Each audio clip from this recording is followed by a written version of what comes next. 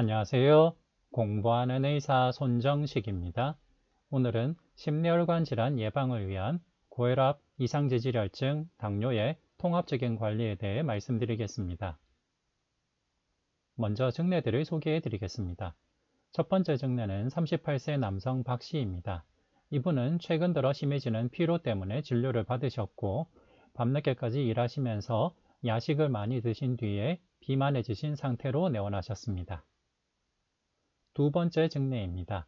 80세 여성 최 씨이고 이분은 고혈압으로 진료를 받으러 오셨습니다.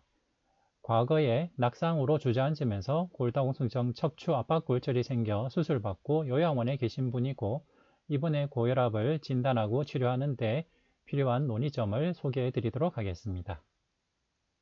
세 번째 증례는 57세 남성 이 씨입니다. 이분은 건강검진에서 당뇨로 진단되어 진료를 받으러 오셨고 비만하신 분이십니다. 네 번째 증례는 67세 여성 윤 씨입니다. 이분은 6년 전부터 이상지질혈증으로 스타틴을 드시기 시작하셨는데 그 뒤로 서서히 혈당이 올라가면서 올해 당뇨로 진단받으신 분입니다. 이분에게 당뇨 진단과 치료 그리고 이상지질혈증 약물 치료를 어떻게 할 것인지에 대해 소개해 드리겠습니다. 결론을 말씀드리겠습니다. 결론적으로는 심혈관 질환 예방을 위해선 환자 맞춤형 치료가 필요하고 고위험군일수록 조기에 집중 치료하는 것이 중요합니다. 고위험군이면서 심혈관 질환 발생 위험도가 높고 합병증 발생 위험도가 높으신 분이면 혈압, 혈당, 고지혈증을 낮게 관리하면서 철저하게 관리하는 것이 더 좋습니다. 하지만 오신 환자분 중에 노쇠하고 여러 가지 장기 기능이 떨어져 있고 이미 합병증이 생긴 지 오래되신 분들은 너무 과하지 않게 치료하는 것이 좋다는 메시지를 드리고자 합니다. 그리고 정확한 혈압 측정이 중요한데 정확한 혈압 측정을 위해서는 진료실 밖 혈압 측정이 중요하고 결론적으로는 가정 혈압 측정이 현실적으로 가장 중요한 대안이 되겠습니다.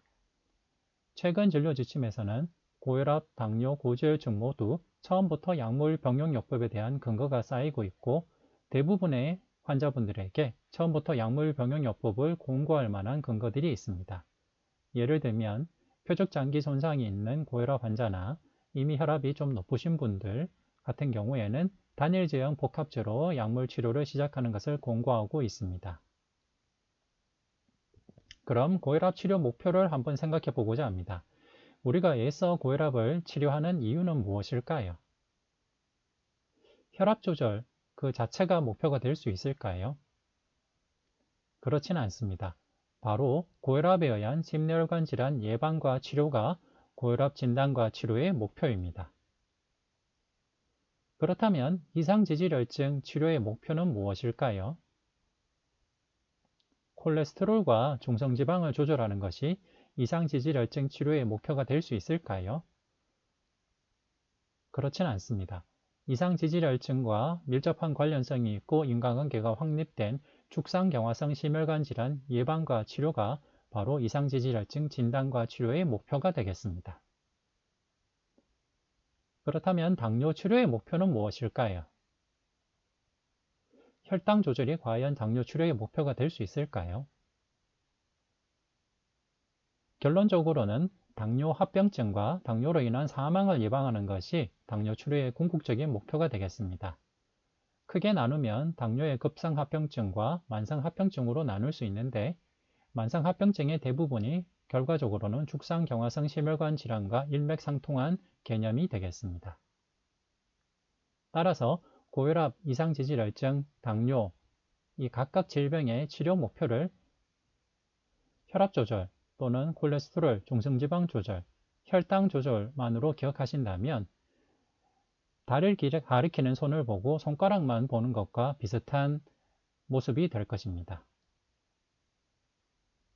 고혈압, 고지혈증, 당뇨의 궁극적인 치료 목표이자 의사가 애써서 고혈압, 당뇨, 고지혈증을 진단하고 치료한 목적은 바로 합병증 예방, 심혈관 질환 예방, 축상경화성 심혈관 질환 예방과 치료가 바로 궁극적인 목표가 되겠습니다. 따라서 고혈압, 이상지질혈증, 당뇨 진료 지침의 구조를 보면 혈압과 지질 이상 고혈당의 정도가 얼마나 심한가를 우선적으로 보겠지만은 진단 당시에 이미 합병증, 카디오바스큘라 디지즈나 무증상 장기 손상, 오간 데미지가 동반된 상태인지를 보고 죽상경화성, 심혈관 질환 또는 심혈관 질환 발생 고용인지를 먼저 파악하는 것이 대부분의 진료 지침에서 우선적으로 공부하는 내용이 되겠습니다. 왜냐하면 고혈압 이상지질혈증 당뇨의 진단과 치료의 목표는 바로 심혈관 질환 발생을 예방하는 것이기 때문입니다. 그럼 우선 고혈압 진료 지침부터 보도록 하겠습니다.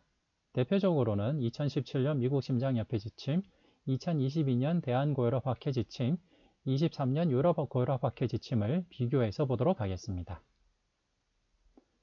혈압의 분류에서 2017년 미국 심장협회에서는 수축기 혈압 130, 이완기 혈압 80 이상일 때 1단계 고혈압으로 권고함으로써 다른 고혈압 진료 지침과 궁극적인 차이를 보이게 되었습니다. 따라서 만약 혈압이 135에 84라면 유럽 고혈압학회나 대한고혈압학회 진료 지침에서는 주의혈압이나 고혈압 전 단계, 심지어 유럽 고혈압학회에서는 정상 혈압으로까지 분류가 될 수 있지만은 미국 심장협회에서는 1단계 고혈압으로 분류되는 이런 차이가 발생하게 되었습니다.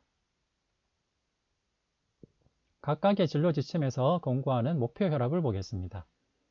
궁극적으로는 최소한 140에 90 미만으로 낮추는 것이 모든 진료 지침의 1차 목표 혈압이 되겠습니다. 하지만 주목해서 볼 내용 중에 하나는 2022년 대한고혈압학회와 2023년 유럽고혈압학회에서 치료혈압 하한치를 제시했다는 점입니다. 유럽고혈압학회에서는 이전 진료 지침부터 치료혈압 하한치를 제시하였는데 일반적인 치료혈압 하한치는 120에 70입니다. 이 말은 이미 고혈압으로 진단을 받아 혈압 강화제를 드시는 환자의 경우에는 치료 후 혈압이 120 또는 70 미만으로 떨어지지 않도록 주의하고 이보다 더 떨어질 경우 약물 강화나 중단을 고려하라는 뜻으로 해석하면 되겠습니다. 2022년도에서는 대한고혈압학회에서도 치료혈압 하한치를 제시하였고 110에 70 미만으로는 떨어지지 않도록 주의하라는 내용이 포함이 되었습니다.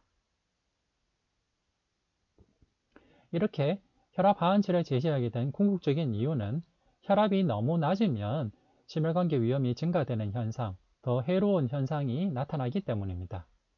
이것은 너무나 당연한 일인데요. 왜냐하면 혈압이 제로이면 죽은 것이기 때문입니다. 이런 고혈압 제어의 커브 현상은 특히 심혈관계 질환이 있거나 당뇨, 만성 홍박병, 노쇠한 노인의 고혈압에서 흔히 나타나게 됩니다. 혈압이 너무 떨어지게 되면 바이탈 오간에 가는 블러드 플로우는 당연히 감소하게 됩니다. 하지만 일정 범위의 혈압 안에서는 각 바이탈 오간에 따라서 오토 레귤레이션이 되기 때문에 혈압이 일정 수준 이상을 올라가더라도 혈압이 일정 수준 미만을 떨어진다 하더라도 웬만한 정도는 오토 레귤레이션이 됩니다. 하지만 특정 지점 미만으로 더 떨어지게 된다면 결국 바이탈 오간으로 가는 블러드 플로우가 감소해서 이스케믹 데미지가 생기는 것은 당연히 피지올로직한 설명이 되겠습니다. 대표적으로 이완기 혈압이 낮게 되면 코로나리 블러드 플로우가 감소하여 심근 손상이 생기고 관성동맥 질환이 증가한다는 것은 기존에 널리 알려져 있었습니다. 일반적인 고혈압 환자에서도 사망, 말기 심부전 위험이 가장 낮은 혈압은 SBP 130에서 140 사이, DBP 60에서 80 사이로 알려져 있습니다. 즉, SBP가 130 미만이거나 DBP가 60 미만이면 사망과 말기 심부전 위험이 증가하는 것이 이미 기존의 여러 코호트에서 널리 알려져 있었던 사실입니다. 또 다른 이유 중에 하나는 사망하기 전부터는 사람이 노쇠해지면서 혈압이 감소하는 경향을 보인다는 것입니다. 영국의 20년 코호트 연구 결과를 보면 여기에 참여한 대상자들이 사망하기 10년에서 약 15년 전부터 혈압이 감소한다는 것을 보여주었고 특히 사망 약 2년 전부터는 혈압이 더 급격하게 감소하는 것을 알 수 있습니다.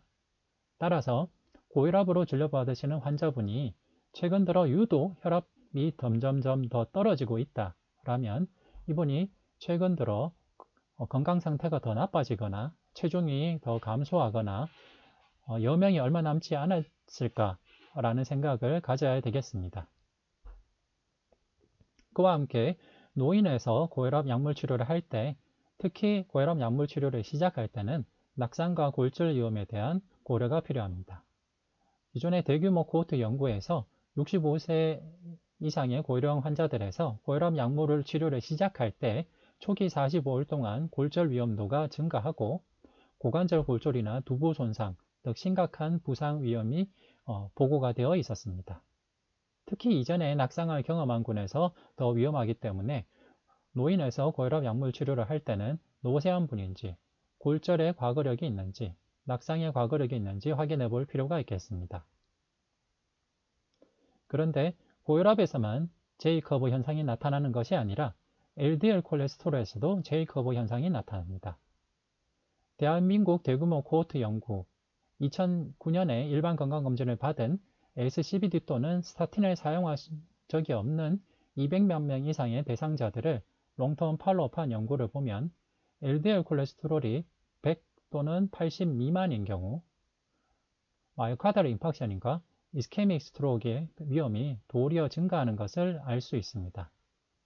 따라서 이미 스타틴을 복용해서 충분히 낮게 조절되는 경우를 제외하고 스타틴이나 콜레스테롤 치료제를 드시지 않는 경우인데도 LDL 콜레스테롤이 너무 낮으면 이분이 SCBD 발생 위험이 낮은 게 아니라 도리어 이분이 LDL 콜레스테롤이 너무 떨어질 만한 다른 언더라인 디지즈나 인플라마토리 디지즈 등이 있어서 떨어진 게 아닌가를 고려할 필요까지 있게 됩니다.